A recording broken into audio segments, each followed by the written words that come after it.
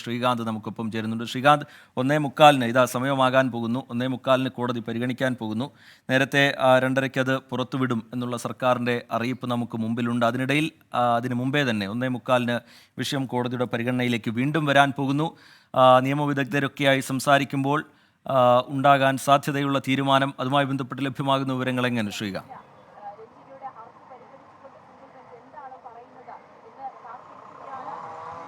1:45 ഈ ഹർജി പരിഗണനയ്ക്ക് എടുക്കുകയാണ്. അതിൽ ഏറ്റവും പ്രാഥമികമായി ഉന്നയിക്കാൻ സാധ്യതയുള്ളത് ഈ കേസിൽ നേരത്തെ ഹർജിക്കാരിയായിരുന്നില്ല രഞ്ജിനി എന്നുള്ളതാണ്. അതിൽ അവർക്ക് അവരുടെ ഭാഗം പറയാൻ അവസരം കിട്ടിയില്ല എന്ന കാര്യം ഒരുപക്ഷെ സിംഗിൾ ബെഞ്ച് മുമ്പാകെ ഉന്നയിക്കാം. അതിനുശേഷം അവർക്ക് അവരുടെ ഭാഗം പറയാൻ അവസരം വേണമെന്ന് വാദിക്കുകയും ചെയ്യാം. അതിൽ മൊഴി നൽകിയ വ്യക്തി എന്ന നിലയിൽ, ഏറ്റവും രഹസ്യാത്മകമായ മൊഴി നൽകിയ വ്യക്തി എന്ന നിലയിൽ അവർക്ക് അവസരം നൽകണം എന്നായിരിക്കും അവരുടെ അഭിഭാഷകൻ സ്റ്റാൻഡ് എടുക്കുന്നത്. മറ്റൊന്ന്, ഇത് പുറത്തുവിടില്ല എന്ന ഉറപ്പിന്മേലാണ് താൻ മൊഴി നൽകിയത്, അത് പുറത്തുവിടുമോ ഇല്ലയോ എന്ന് തനിക്ക് ഉറപ്പിക്കണം എന്നൊരു വാദം കൂടി അവർ മുന്നോട്ട് വയ്ക്കാൻ സാധ്യതയുണ്ട്. അക്കാര്യത്തിൽ അടിയന്തരമായ ഒരു ഇടപെടൽ കോടതിയിൽ നിന്നും ഉണ്ടാകുമോ എന്നുള്ളതാണ് അറിയേണ്ടത്. ഇനി കോടതി അടിയന്തര ഇടപെടൽ നടത്തിയില്ലെങ്കിൽ സർക്കാർ തീരുമാനിച്ച പ്രകാരം 2:30 തന്നെ ഈ റിപ്പോർട്ട് പുറത്തു പോകും. ഇനി ഒരു സ്റ്റേ നൽകി അവരുടെ ഭാഗം കൂടി കേൾക്കാം എന്നാണ് കോടതി തീരുമാനിക്കുന്നതെങ്കിൽ ഇത് നീണ്ടുപോകാനുള്ള സാധ്യത തന്നെയാണ് വീണ്ടും കാണുന്നത്. അത് സ്വാഭാവികമായും വിശദമായി തന്നെ അവരുടെ ഭാഗം കേൾക്കേണ്ടി വരും. അവർ അവതരിപ്പിക്കുന്ന വാദമുഖങ്ങളുണ്ട്, അതൊക്കെ തന്നെ കേൾക്കേണ്ടി വരും. മറ്റൊന്ന്, സജിമോൻ പാറയിലിൻ്റെ അപ്പീൽ കൂടി ഉണ്ടെന്നാണ് പറയുന്നത്. ഈ സജിമോൻ പാറയിലിൻ്റെ അപ്പീൽ എൻ്റർടൈൻ ചെയ്യാനുള്ള സാധ്യത തീരെ കാണുന്നില്ല. കാരണം അത് ഇതിനോടകം തന്നെ അത് തള്ളിക്കളഞ്ഞതാണ്, അതിന് നിലനിൽപ്പില്ല എന്ന് ചൂണ്ടിക്കാട്ടി തള്ളിക്കളഞ്ഞതാണ്. ഈ പശ്ചാത്തലത്തിൽ അതിന്മേൽ ഇനിയൊരു വാദമോ ഒരു ഹർജിയിൽ ഒരു തീരുമാനമോ തീർപ്പോ ഒന്നും പ്രതീക്ഷിക്കേണ്ടതില്ല. അത് എൻ്റർടൈൻ ചെയ്യാനുള്ള സാധ്യതയും കാണുന്നില്ല. എങ്കിലും കോടതി നടപടികളാണ്, കാത്തിരിക്കുക എന്നുള്ളതേ അതിൽ പറയാൻ സാധിക്കൂ. ഇതുമായി ബന്ധപ്പെട്ട് ചില വിവരങ്ങൾ കൂടി ഇപ്പോൾ പുറത്തു വരുന്നത് ഇങ്ങനെയാണ്. 2 ഭാഗങ്ങൾ അടങ്ങിയതാണ് ഹേമ കമ്മിറ്റിയുടെ റിപ്പോർട്ട് എന്നാണ് കിട്ടുന്ന പ്രാഥമികമായ ഒരു വിവരം. ഇത് എത്ര കണ്ട് ശരിയാണ് എന്നതടക്കം അറിയേണ്ടത് ആ റിപ്പോർട്ട് പുറത്തു വരുമ്പോഴാണ്. ആദ്യ ഭാഗത്ത് കമ്മിറ്റിയുടെ ശുപാർശകളാണുള്ളത് എന്ന് പറയുന്നു. 2ാം ഭാഗം വീഡിയോ ഓഡിയോ ക്ലിപ്പുകൾ അടങ്ങിയതാണ് എന്ന വിവരം വരുന്നുണ്ട്. ഇത് പെൺഡ്രൈവിലാണ് സൂക്ഷിച്ചിരിക്കുന്നത് എന്നാണ് മനസ്സിലാക്കാൻ സാധിക്കുന്നതും. റിപ്പോർട്ടിന്റെ ആദ്യ ഭാഗത്ത് മൊഴി നൽകിയവരെയോ ആരോപണ വിധേയരെയോ തിരിച്ചറിയുന്ന ഒന്നുമില്ല. അതായത് സ്വകാര്യത പൂർണ്ണമായും പാലിച്ചുകൊണ്ട്, സ്വകാര്യത സംരക്ഷിച്ചുകൊണ്ടാണ് ഈ റിപ്പോർട്ടിന്റെ ആദ്യ ഭാഗമുള്ളത് എന്ന് തന്നെ വേണം ഈ ഘട്ടത്തിൽ മനസ്സിലാക്കാൻ. റിപ്പോർട്ടിന്റെ ആദ്യ ഭാഗത്ത് മൊഴി നൽകിയവരെയോ ആരോപണ വിധേയരെയോ തിരിച്ചറിയുന്ന ഒന്നുമില്ല. അത് സർക്കാർ കൃത്യമായി ഇന്ന് കോടതിയെ അറിയിക്കും എന്നാണ് നമുക്ക് മനസ്സിലാക്കാനും സാധിക്കുന്നത്. സ്റ്റേറ്റ് പബ്ലിക് ഇൻഫർമേഷൻ ഓഫീസർ ഇക്കാര്യം പരിശോധിച്ച് ഉറപ്പ് വരുത്തിയതാണ്. ആ ഉറപ്പ് വരുത്തിയ ശേഷമാണ് ഇന്നിപ്പോൾ 2:30 ഈ റിപ്പോർട്ട് പുറത്തുവിടാൻ തയ്യാറാണ് എന്ന് ഈ അപേക്ഷ നൽകിയ ആളുകളെ അറിയിച്ചതെന്നാണ് മനസ്സിലാക്കുന്നത്. ഇക്കാര്യം കോടതിയിലും സർക്കാർ അറിയിക്കാനുള്ള സാധ്യത ഉണ്ട്. അതായത് റിപ്പോർട്ട് പുറത്തു വരാൻ തന്നെയാണ് ഒരു 99% സാധ്യത. ശ്രീകാന്ത്, മൊഴി നൽകിയവർ ഉയർത്തിയ ആശങ്ക, അവർക്കുണ്ടായിരുന്ന സംശയങ്ങൾ, അതൊക്കെ നമ്മൾ കണ്ടതാണ്. പിന്നീട് ആ കോടതി നടപടികളുടെ ഭാഗമാകുന്നതും നമ്മൾ കണ്ടു. ഇപ്പോൾ ശ്രീകാന്ത് പങ്കുവച്ച വിവരപ്രകാരം, ലഭ്യമാകുന്ന വിവരപ്രകാരം അതിൻ്റെ ആദ്യ ഭാഗത്ത് ഈ മൊഴി നൽകിയവരെയോ ആരോപണ വിധേയരെയോ തിരിച്ചറിയുന്ന യാതൊരു പരാമർശവുമില്ല. അത് ആ തരത്തിൽ ഉറപ്പുവരുത്തിയിട്ടുണ്ട്. സ്റ്റേറ്റ് പബ്ലിക് ഇൻഫർമേഷൻ ഓഫീസർ അടക്കം അത് പരിശോധിച്ച് ഉറപ്പുവരുത്തിയിട്ടുണ്ട്. അങ്ങനെയെങ്കിൽ പേരുകളൊന്നും പ്രതീക്ഷിക്കേണ്ട ഈ റിപ്പോർട്ടിൽ, അങ്ങനെ നമ്മൾ മനസ്സിലാക്കണമല്ലേ ശ്രീകാന്ത്?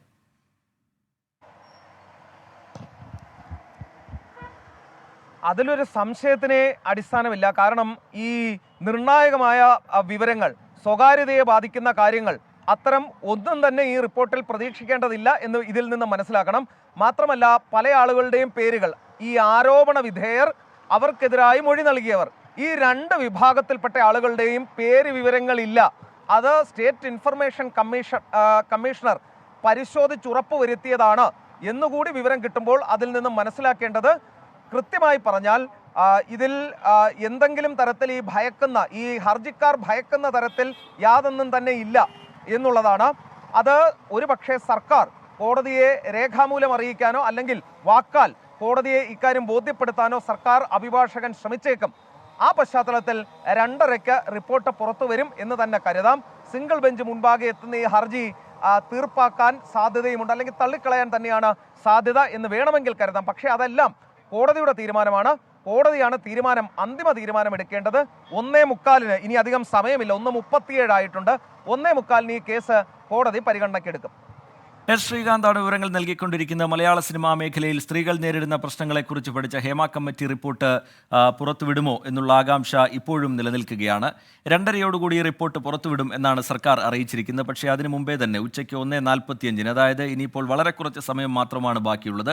ആ സമയത്തിനകം തന്നെ കോടതി ഇത് പരിഗണിക്കാൻ പോകുന്നു. എന്തെങ്കിലും തരത്തിലുള്ള തീരുമാനം അതുമായി ബന്ധപ്പെട്ട് അത് തടയുന്ന തരത്തിലുള്ള എന്തെങ്കിലും തീരുമാനം കോടതിയുടെ ഭാഗത്തു നിന്നുണ്ടാകുമോ എന്നുള്ള കാര്യം അറിയില്ല. അതിന് സാധ്യത കുറവാണ് എന്നാണ് പൊതുവെ വിലയിരുത്തപ്പെടുന്നത്. ഈ റിപ്പോർട്ട് പ്രസിദ്ധീകരിക്കുന്നതുമായി ബന്ധപ്പെട്ട് സ്റ്റേയോ മറ്റ് തടസ്സങ്ങളോ ഒന്നും സർക്കാരിന് മുമ്പിൽ ഇല്ലാത്ത സാഹചര്യമുണ്ട്. നേരത്തെ രഞ്ജിനിയുടെ ഹർജി 3 മണിക്ക് പരിഗണിക്കും എന്നായിരുന്നു കോടതി തീരുമാനിച്ചതെങ്കിൽ ആ ഘട്ടത്തിൽ 2:30 ഈ റിപ്പോർട്ട് പുറത്തുവിടും എന്നുള്ള കാര്യം അപേക്ഷകരെ സാംസ്കാരിക വകുപ്പ് അറിയിക്കുകയായിരുന്നു. ആ ഘട്ടത്തിൽ കോടതി അത് അല്പം കൂടി നേരത്തെ 1:45 പരിഗണിക്കുക എന്നുള്ള നിലയിലേക്ക് കോടതി തീരുമാനിക്കുകയായിരുന്നു. അതുകൊണ്ടും ഈ ഘട്ടത്തിൽ ഇപ്പോഴും ആ റിപ്പോർട്ട് ഇന്ന് പുറത്തു വരുമോ എന്നുള്ള കാര്യത്തിൽ ഒരു സംശയം നിലനിൽക്കുന്ന പശ്ചാത്തലമുണ്ട്. പക്ഷേ അത് പുറത്തു വരാൻ തന്നെയാണ് സാധ്യത എന്നുള്ളതാണ് പൊതുവെ നിയമവിദഗ്ധരൊക്കെയായി സംസാരിക്കുമ്പോൾ കോടതി നടപടികൾ ഏത് തരത്തിലാണ് വരിക എന്നുള്ള കാര്യം അന്വേഷിക്കുമ്പോൾ മനസ്സിലാവുന്നത്. നേരത്തെ ശ്രീകാന്ത് ചൂണ്ടിക്കാട്ടിയതുപോലെ ആ റിപ്പോർട്ടിൻ്റെ രൂപം സംബന്ധിച്ചുള്ള ചില വിവരങ്ങൾ കൂടി അത് പ്രാഥമികമായി പുറത്തു വരുന്ന വിവരങ്ങളാണ്. 2 ഭാഗങ്ങൾ അടങ്ങിയതാണ് ഈ ഹേമ കമ്മിറ്റിയുടെ റിപ്പോർട്ട് എന്ന് പറയുന്നു. ആദ്യ ഭാഗത്താണ് കമ്മിറ്റിയുടെ ശുപാർശകൾ ഉൾപ്പെട്ടിട്ടുള്ളത് എന്നുള്ളതാണ് പുറത്തു വരുന്ന വിവരം. 2ാം ഭാഗം ഓഡിയോ ക്ലിപ്പുകൾ അടങ്ങിയതാണ്. അത് പെൻഡ്രൈവിലാണ് സൂക്ഷിച്ചിരിക്കുന്നത് എന്ന് മനസ്സിലാക്കുന്നു. ഈ റിപ്പോർട്ടിൽ ഒരിടത്തും ആരോപണ വിധേയരെയോ അതുപോലെ ഈ മൊഴി നൽകിയ ആളുകളെയോ കുറിച്ച് വിവരമില്ല എന്നുള്ളതാണ് മനസ്സിലാവുന്നത്. വലിയ ആശങ്ക ഈ മൊഴി നൽകിയ ആളുകൾക്കൊക്കെ ഉണ്ടായിരുന്നു. ഞങ്ങൾ നൽകിയ മൊഴി ഞങ്ങൾക്കറിയാം, പക്ഷേ ആ റിപ്പോർട്ട് ഏത് തരത്തിലാണ് പുറത്തു വരിക എന്നുള്ള കാര്യത്തിൽ അവർക്ക് ആശങ്ക രൂപപ്പെടുന്ന സാഹചര്യമുണ്ടായിരുന്നു. തുടർന്ന് കോടതി നടപടികളിലേക്ക്, കോടതി വ്യവഹാരങ്ങളിലേക്കൊക്കെ അത് കടക്കുന്നത് നമ്മൾ കണ്ടു. കഴിഞ്ഞ ദിവസം റിപ്പോർട്ട് പുറത്തു വരും എന്ന് പ്രതീക്ഷിച്ചിരുന്നെങ്കിലും പിന്നീടത് രഞ്ജിനി ഹൈക്കോടതിയെ സമീപിക്കുന്ന പശ്ചാത്തലത്തിൽ അത് വീണ്ടും നീണ്ടുപോവുകയായിരുന്നു. ഇന്നും നാടകീയമായ ചില നീക്കങ്ങൾ നമ്മൾ കണ്ടു. അതിനൊടുവിൽ ഇപ്പോൾ 2:30 ഈ റിപ്പോർട്ട് പ്രസിദ്ധീകരിക്കും എന്നാണ് അപേക്ഷകരെ സർക്കാർ അറിയിച്ചിരിക്കുന്നത്. അതിനു മുമ്പേ കോടതി ഈ വിഷയം പരിഗണിക്കാൻ പോവുകയാണ്. ഇനി വെറും 5 മിനിറ്റ് സമയം മാത്രമാണ് കോടതി ആ വിഷയത്തിലൊരു കോടതിയുടെ പരിഗണനയിലേക്ക് ആ വിഷയം വരാൻ ഉള്ളത്. പേരുകളൊന്നും ഉണ്ടാവില്ല. ആ പൂർണ്ണാർത്ഥത്തിൽ ഒരുപക്ഷെ അത് പ്രസിദ്ധീകരിച്ചിരുന്നെങ്കിൽ വലിയ കോളിളക്കങ്ങൾക്ക് സാധ്യതയുണ്ടായിരുന്നു എന്നുള്ളതുകൊണ്ട് സ്വകാര്യതയെ ബാധിക്കുന്ന തരത്തിലുള്ള യാതൊരു വിവരങ്ങളും അതിൽ ഉൾപ്പെടരുത് എന്നുള്ള നിർദ്ദേശം കോടതിയുടെ ഭാഗത്തു നിന്നുണ്ട്. അത് ആ തരത്തിൽ പരിശോധിച്ച് തന്നെയാണ് റിപ്പോർട്ട് പ്രസിദ്ധീകരിക്കുന്നത് എന്നുള്ളതാണ് ഈ ഘട്ടത്തിൽ പുറത്തു വരുന്ന വിവരം. അതുകൊണ്ട് തന്നെ ഒരുപക്ഷെ പേരുകളൊന്നും, ആരോപണ വിധേയരുടെ പേരുകളൊന്നും അതിൽ ഉൾപ്പെടാൻ സാധ്യതയില്ല എന്നാണ് ഈ ഘട്ടത്തിൽ മനസ്സിലാക്കുന്നത്. പുറത്തുവിടുന്നത് 233 പേജുകളാണ്. ഏതാണ്ട് 70ഓളം പേജുകൾ അതിൽ നിന്ന് പൂർണ്ണമായും ഭാഗികമായും ഒക്കെ നീക്കിയിട്ടുണ്ട് എന്നുള്ളതാണ് ഈ ഘട്ടത്തിൽ പുറത്തു വരുന്ന വിവരം. എന്തായാലും ആ റിപ്പോർട്ട് പുറത്തു വരുന്ന ഘട്ടത്തിൽ അതിൽ കൂടുതൽ വ്യക്തത നമുക്ക് വരികയും ചെയ്യും. എസ് ശ്രീകാന്ത് തുടരുന്നുണ്ട്. ശ്രീകാന്ത്, ഇനിയിപ്പോൾ 5 മിനിറ്റ് സമയം മാത്രം, നിർണായകമായ കോടതി നടപടികളിലേക്ക് കാര്യങ്ങൾ കടക്കാൻ പോകുന്നു. ശ്രീകാന്ത്.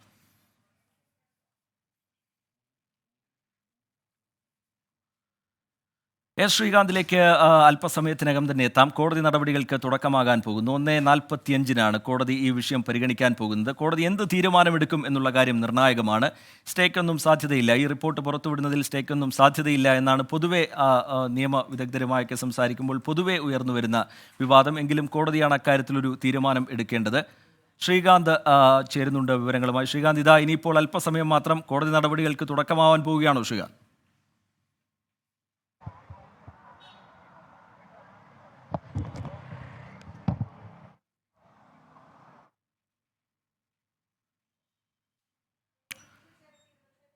എസ് ശ്രീകാന്തിലേക്ക് തിരികെ എത്താം. മലയാള സിനിമാ മേഖലയിൽ സ്ത്രീകൾ നേരിടുന്ന പ്രശ്നങ്ങളെക്കുറിച്ച് പഠിച്ച ഹേമ കമ്മിറ്റി റിപ്പോർട്ട് അത് ഇന്ന് പുറത്തു വരാനുള്ള സാധ്യത ഏറുന്നു. പുറത്തുവിടുന്നത് 233 പേജുകളാണ്. എന്താണ് അതിൻ്റെ ഉള്ളടക്കം എന്നുള്ളത് ആകാംക്ഷയോടുകൂടി എല്ലാവരും കാത്തിരിക്കുകയാണ്. വലിയ കോളിളക്കങ്ങൾ ഉണ്ടാക്കുന്ന പരാമർശങ്ങൾ, കണ്ടെത്തലുകൾ, വെളിപ്പെടുത്തലുകൾ ആ റിപ്പോർട്ടിൽ ഉണ്ടാകുമോ എന്നുള്ള സംശയം ഈ ഘട്ടത്തിലും നിലനിൽക്കുന്നുണ്ട്. റിപ്പോർട്ട് പുറത്തുവിടുമോ എന്നുള്ള കാര്യത്തിൽ പുറത്തുവിടും എന്ന് പൂർണ്ണമായി ഈ ഘട്ടത്തിൽ പറയാൻ കഴിയാവുന്ന ഒരു നില കൂടി രൂപപ്പെട്ടിരിക്കുന്ന പശ്ചാത്തലമുണ്ട്. അത് കോടതി കോടതി നടപടികളുമായി ബന്ധപ്പെട്ടാണ്. 1:45 ഈ വിഷയം കോടതി പരിഗണിക്കുന്നുണ്ട്. രഞ്ജിനിയുടെ ഹർജി പരിഗണിക്കുന്നുണ്ട്. അതിലെന്തെങ്കിലും മറിച്ചൊരു തീരുമാനം, മറിച്ചൊരു നിലപാട് ആ റിപ്പോർട്ട് പുറത്തുവിടുന്നതുമായി ബന്ധപ്പെട്ട് അത് തടയുന്ന തരത്തിലുള്ള എന്തെങ്കിലും നിലപാട് കോടതിയുടെ ഭാഗത്തു നിന്നുണ്ടാകുമോ എന്നുള്ള കാര്യമാണ് എല്ലാവരും ഉറ്റുനോക്കുന്നത്. നേരത്തെ നമ്മൾ ചൂണ്ടിക്കാട്ടിയതുപോലെ അതിന് സാധ്യത കുറവാണ് എന്ന് പൊതുവെ വിലയിരുത്തപ്പെടുന്നുണ്ട്. അങ്ങനെയെങ്കിൽ 2:30 അപേക്ഷകർക്ക് മുമ്പിലേക്ക് ഈ റിപ്പോർട്ട് എത്താൻ പോകുന്നു. തുടർന്ന് അതിൻ്റെ വിശദാംശങ്ങൾ എന്താണ്, അതിൻ്റെ ഉള്ളടക്കം എന്താണ് എന്നുള്ള കാര്യം പൊതുസമൂഹത്തിന് മുന്നിലേക്ക് എത്താൻ പോവുകയാണ്. ആ റിപ്പോർട്ട് പുറത്തു വരുന്ന ഘട്ടത്തിൽ അതിലെ വിശദാംശങ്ങൾ അതിവേഗം തന്നെ പ്രേക്ഷകരിലേക്ക് എത്തിക്കുകയും ചെയ്യാം. റിപ്പോർട്ടിൽ 2 ഭാഗങ്ങളുണ്ട്. അതിൻ്റെ ആദ്യ ഭാഗം കമ്മിറ്റിയുടെ ശുപാർശകളാണ് എന്നുള്ള തരത്തിലുള്ള വിവരങ്ങളൊക്കെ പുറത്തു വരുന്നുണ്ട്. എന്തായാലും ആ അവ്യക്തതകളൊക്കെ നീങ്ങാൻ ഇനി വളരെ കുറച്ച് സമയം മാത്രമാണ് ബാക്കിയുള്ളത്. 1:45 കോടതി ആ വിഷയം എടുക്കും എന്ന് പറഞ്ഞിട്ടുണ്ട്. ഇപ്പോൾ 1:42 പിന്നിടുന്നു. എസ് ശ്രീകാന്ത് നമുക്കൊപ്പം ചേരുന്നുണ്ട് ഏറ്റവും പുതിയ വിവരങ്ങളുമായി. ശ്രീകാന്ത്, പുതുതായി പങ്കുവെക്കാനുള്ള വിവരങ്ങൾ എന്താണ്? അല്പസമയത്തിനകം കോടതി നടപടികൾക്ക്, ഏറ്റവും നിർണായകമായ കോടതി നടപടികൾക്ക് തുടക്കമാകാൻ പോകുന്നു. ശ്രീകാന്ത്,